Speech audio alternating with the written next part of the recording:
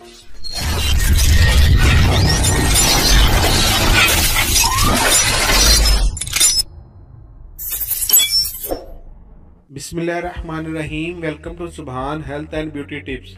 उम्मीद करता हूं कि आप सब खैरियत से होंगे। नाज़रीन इकराम, आज की इस अहम और मालूमाती वीडियो में हम आपसे ऐसी बहुत सी वजूहात के बारे में बात करेंगे जिनकी वजह से हमारे मुंह से बदबू आने लगती है और हम कौन सी छोटी छोटी टिप्स को फॉलो करके मुंह की बदबू से निजात हासिल कर सकते हैं।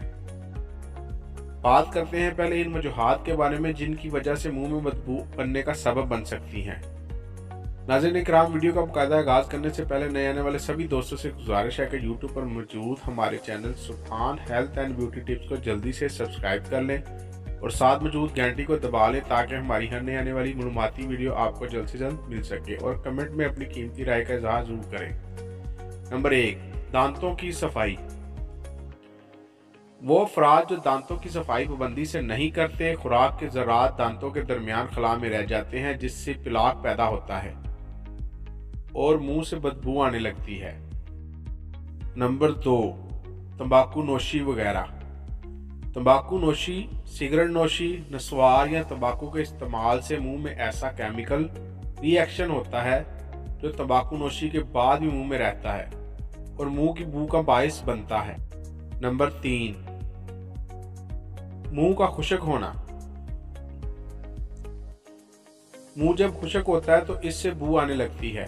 लुआब दहन एक ऐसा कुदरती जरासीम कश मवाद होता है जो खुदकार तरीके से मुसलसल मुंह को तर रखता है और इसे खुश्क नहीं होने देता, और जब मुंह खुश्क हो जाता है तो इससे बदबू आना शुरू हो जाता है।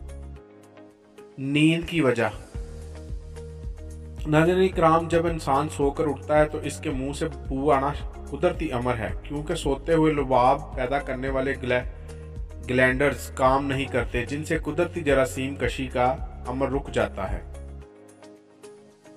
जिसके जरिए मुंह में पैदा होने वाली बैक्टीरिया के खात्मे का अमल भी मौकूफ हो जाता है, जिसकी वजह से मुंह से बदबू आना शुरू हो जाती है। नाज़रीन इकराम, अब बात करते हैं मुंह से बदबू खत्म करने के लिए किन छोटी छोटी टिप्स को फॉलो करके हम मुंह की बदबू से निजात हासिल कर सकते हैं। मुंह की बू से निजात हासिल करने के लिए इन तरीकों पर अमल किया जा सकता है। नंबर 1, मीठा कम खाएं।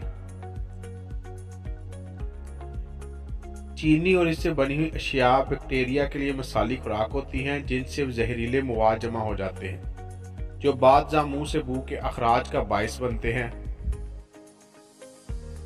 नंबर 2, तंबाकू नोशी। सिगरेट नोशी या तंबाकू का इस्तेमाल भी तर्क कर दें। कैफीन की मसनूआत भी मुज़र साबित होती हैं जिनसे वो ग्लैंडर्स मुतासर होते हैं जो लुआब दहन पैदा करते हैं। नंबर 3, खाने की तकसीम। कोशिश करें कि एक ही वक्त में पेट भरकर खाना ना खाएं बल्कि मैदे को कुछ वक्त के लिए खाली भी रखें ताकि वो अपना काम मुनासिब अंदाज में करें। अगर पेट भरकर खाना खाएंगे तो मैदे में गैस बनने लगेगी जिससे पेट का भार भी बढ़ जाएगा और मुंह की बदबू में मजीद इजाफा होगा। इसलिए कोशिश करें कि खाना थोड़ा सा लें और वक्फे से लें। नंबर 4, शहद का इस्तेमाल।